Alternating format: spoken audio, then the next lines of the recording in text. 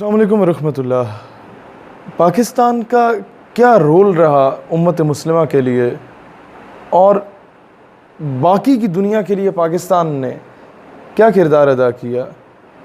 पाकिस्तान को बने कुछ अर्सा हुआ था कि चीन एक आज़ाद रियासत बनता है और अक़वाम मुत्तहिदा में सबसे पहले चीन को एक्सेप्ट करने में जिन कंट्रीज़ का किरदार रहा उनमें पाकिस्तान सर फ़हरिस्त था। चलते हैं सऊदी अरब की जानिब। तो 1954 के आगे पीछे जो है इन अरब ममालिक में तेल के ज़ख़ायर जो है वो दरियाफ़्त हुए और ये माशी तौर पे थोड़े से मुस्तहकम होना शुरू हुए। उससे पहले शायद आप लोगों को बहुत कम लोग इस बात से आशना होंगे कि जो हमारे नवाब ऑफ बहावलपुर हुआ करते थे ये हर साल एक नई ज़बरदस्त किस्म की लग्जरियस कार गिफ्ट किया करते थे अरब शेख को। और यहाँ तक सुनने में आता है कि उस दौर में जितने इनके भांजे भतीजे होते थे अरब शेखों के, जब नवाब ऑफ बहावलपुर यहाँ से जाते थे हज या उम्रे के लिए तो ये उन्हें रिसीव करने आते थे और इनडायरेक्टली अपनी ज़कात में से थोड़े थोड़े पैसे ये सबको दिया करते थे। नाउ कमिंग फॉरवर्ड,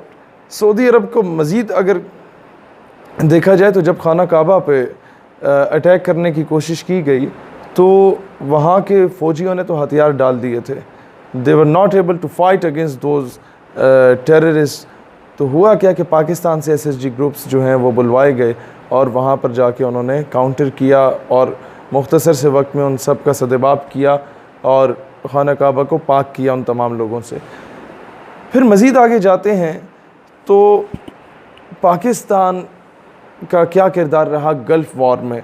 आप बेहतर जानते होंगे कि जब गल्फ़ वॉर हुई तो बुरी तरह तमाम जो मुस्लिम कंट्रीज़ थी उनकी एयर फोर्स या तो थी नहीं, जो थोड़ी बहुत थी उनको तबाह कर दिया इसराइल ने, बुरी तरह तबाह किया, बुरी तरह शिकस्त दी तमाम अरब ममालिक को इसराइल ने। और जब सारी एयर फोर्स तबाह की जाती है तो फिर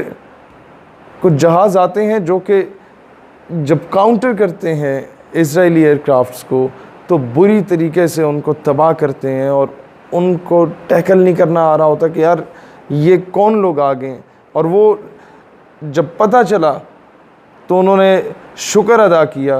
कि ये हम तो समझते थे ये जॉर्डेनियंस हैं या ये इजिप्शियंस हैं या बाकी अरब स्टेट्स के कोई लोग हैं, तो शुक्र है ये तो एशियंस हैं, इन्होंने तो वापस चले जाना। अगर तो यहाँ के लोकल होते, अरब के ममालिक के होते, हमारे आसपास के ममालिक के होते तो ये तो हमें तबाह कर चुके होते।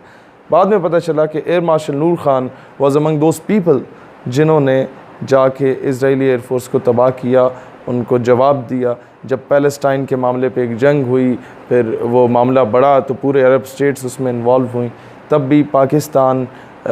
उस वक़्त इतना कोई स्ट्रॉन्ग नेशन नहीं बना था इकनॉमिकली, लेकिन पाकिस्तान ने बड़ा ज़बरदस्त किस्म का उन लोगों को रिस्पॉन्ड किया।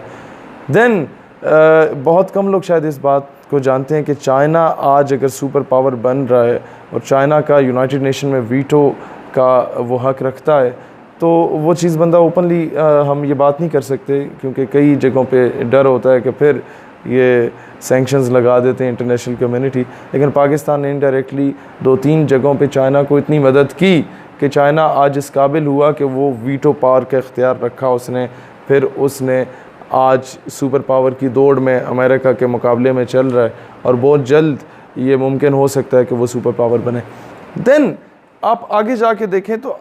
बहुत कम लोगों को शायद इस बात का पता होगा कि ये जितनी स्टेट्स अलग हुई रशिया से, Turkmenistan, Tajikistan, Uzbekistan, Kyrgyzstan, Kazakhstan, ये जो 6 से 8 रियासतें जो टूटी आफ्टर जिहाद अफ़गानिस्तान, अफ़गान वॉर जो हुई, जब Russia wanted to intervene into Afghanistan and then it wanted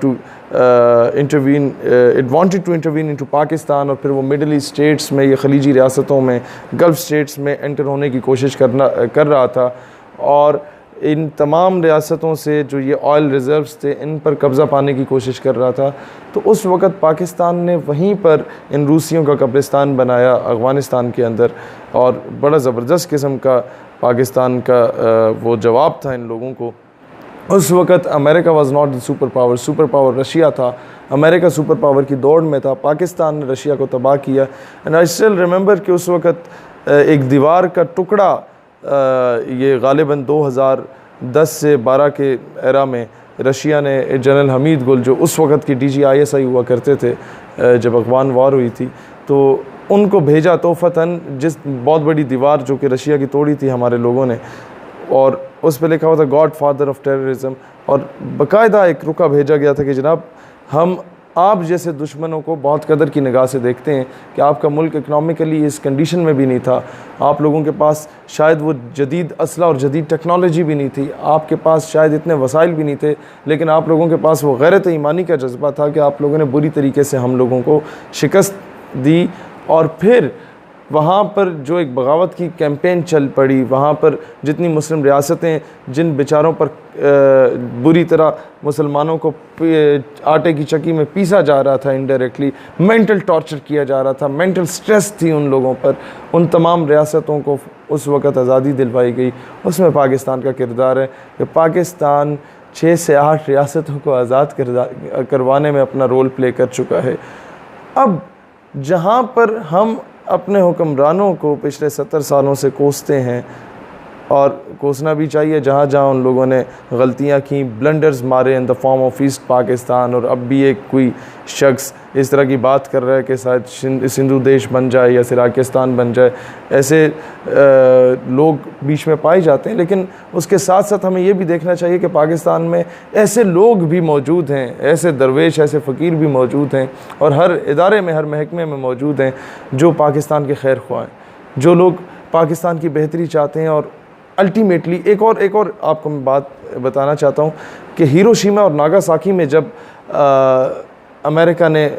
atom bomb गिराया, तो वहाँ पर आज भी जो बच्चे पैदा होते हैं मोस्टली एबनॉर्मल पैदा होते हैं, मोस्टली या उनके जो है वो किसी किस्म के जिस्म का अज़ा जो हैं वो मफलूज होते हैं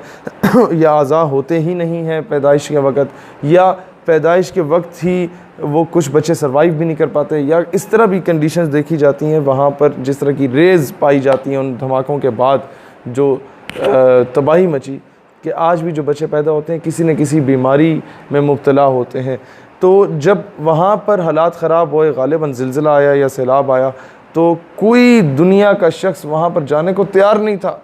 रेस्क्यू करने के लिए। लोगों को पता था कि हम वहाँ जाएंगे तो वो रेज़ जो एटॉमिक रेज़ हैं वो हमें अफेक्ट करेंगी, हमारे आगे नस्लों को नुकसान पहुंच सकता है, हम लोगों को नुकसान पहुंच सकता है। लेकिन पाकिस्तानी कौम वो वाहिद कौम है जो वहाँ पर गई और उन लोगों ने वहाँ लोगों की इमदाद की। इसी वजह से आज जापानी जो है आपको कदर की निगाह से देखते हैं। देन तुर्की के मामले में देखा जाए तो from the very first day, but देखा जाए कि before the creation of Pakistan जो इस खत्ते का मुसलमान था, उसने सबसे पहले तहरीक खिलाफत शुरू की और तुर्क मुसलमानों के हक़ में अपनी जदोजहद का किरदार अदा किया। हालांकि ख़ुद हम लोग उस वक़्त आटे की चक्की में फंस रहे थे। फिर आप एक चीज़ देखें कि हमारे अपने इतने ज़्यादा लोकल सतह पे इशूज़ हैं, उसके बावजूद पाकिस्तान के जो मुसलमान हैं, जो अवाम है, public, I am not talking about the governments, I am talking about the public, कि उसने हमेशा बर्मा के मुसलमानों के लिए आवाज़ उठाई, इनडायरेक्टली या डायरेक्टली। सीरिया के लिए आज भी वहाँ पर कई इस तरह की ब्रेड फैक्ट्रीज़ हम लोगों ने लगवाई। मुख्तलिफ NGOs और ऑर्गेनाइजेशंस जो पाकिस्तानी बेस्ड हैं उन्होंने वहाँ पर जाके किरदार अदा किया। फिर आप बाकी मामलात में अगर देखना चाहें तो जितनी भी मूवमेंट्स चली हैं पैलेस्टाइन के हक़ में, उन्हें कहीं ना कहीं पाकिस्तानी पब्लिक ने सपोर्ट किया। फिर जो चेचनिया के मुसलमान बेचारों के साथ जो कुछ हुआ, उसको इनडायरेक्टली पाकिस्तानी मुस्लिम्स जहाँ जहाँ दुनिया में बैठे हुए थे, एक जज्बा जो इकबाल ने हमें एक चीज़ समझा दी थी कि अखुवत इसको कहते हैं, चुबे कांटा जो काबुल में, तो हिंद का हर पीरो जवां बेताब हो जाए, कि हर जवान हर बुज़ुर्ग बेताब हो जाए कि नहीं, जो इस्लाम हमें मैसेज देता है कि मुसलमान एक जिस्म की मानंद है, एक जज्द वाहिद की मानंद है, कि जिस्म के किसी हिस्से में तकलीफ़ हो तो पूरा जिस्म उस तकलीफ़ को महसूस करता है। तो इस तरीके से पाकिस्तान ने जो अपनी हैसियत में रहते हुए मदद कर सकते थे वो पाकिस्तानियों ने की। हाँ, जहाँ पर हम कहते हैं हम कर्ज़े ले रहे हैं इंटरनेशनल लेवल पे, हम लोग